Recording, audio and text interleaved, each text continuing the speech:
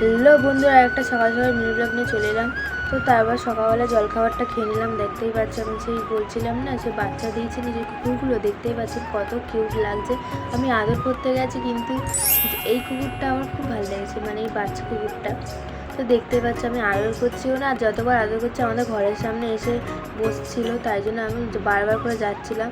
তো দেখছিলাম ওর মাথায় কিছু একটা হয়েছিল, তাই জন্য ভয় পালাচ্ছিল, আবার এখানে যখন আদর পাচ্ছে তখন চলে আসছে। তো দেখতেই পাচ্ছি এখন আমি ও এখন মায়ের কাছে যাচ্ছে। এটা হলো তার দিদি, পাড়ার তো সেটাই বলে, ওটার দিদি। এখন দেখতেই পাচ্ছি আমি আদর করেই যাচ্ছে। এখন আমি খাওয়া দাওয়া করে লম্বা একটা ঘুম দিয়ে ছট পুজো হচ্ছে যেখানে, আমি সেখানে চলে গেলাম। আমাদের সামনেই একটা চণ্ডীতলা মন্দির আছে, মানে পুকুর আছে, সেখানে ছট পুজো হয়। এখন আমি চলে গেলাম, দেখতেই পাচ্ছি সবাই চলে এসছে। আমার এই দেখতে খুব ভালো লাগছিলো, এগুলো দেখতেই পাচ্ছি তোমরা। এখন এগুলো সাবধান করা আছে যাতে বেশি জলে না নামা হোক। দেখতেই পাচ্ছ এখন তোমরা কত সুন্দর করে হচ্ছে এটা। আমার সবচেয়ে ভালো লাগে ঠেকুয়া। তোমার ঠেকুয়া কার কার ভালো লাগে কমেন্ট করে জানাতে ভুলবেন না।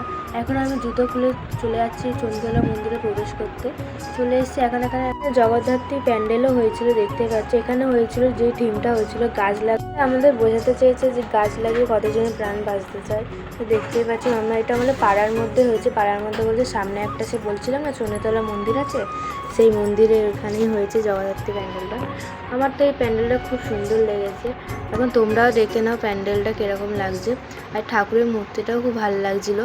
এখন এখানে বোঝাতে চাইছে, দেখতেই পাচ্ছি এখানে একটা বউ গাছ নিয়ে দাঁড়িয়ে আছে, অক্সিজেনও মাস্ক পরানো। আর এখানে একটা বোঝাতে চাইছে একটা কৃষক নিচে বসে আছে গাছে।